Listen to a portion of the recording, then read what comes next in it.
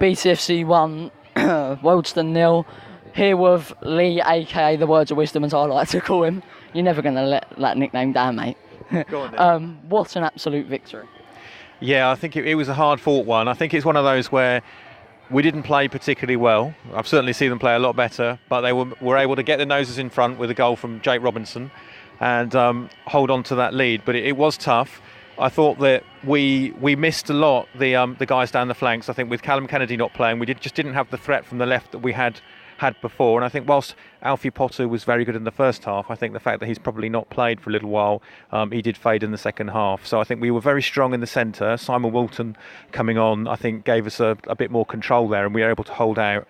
And I think it's one of those, we didn't play particularly well, but we'll take the 1-0 win. Obviously 7 points from our first 3 games. I would have took that personally. Leigh, do you think this result today especially sends a message to the league that we will compete and we can beat anybody in this league? I think for me it sends a message that this is a tough league and that all the games are difficult, and it's not going to be like last year where we turned up and how many are we going to beat them by.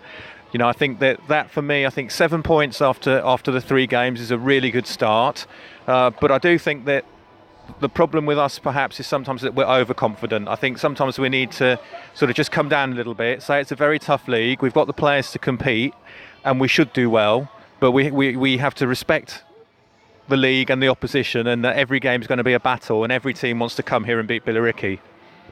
But on that point, do you think, look, we've got 2 playoff contenders in my opinion here, and we've got 4 points, so it does show a lot of strength and depth in our team?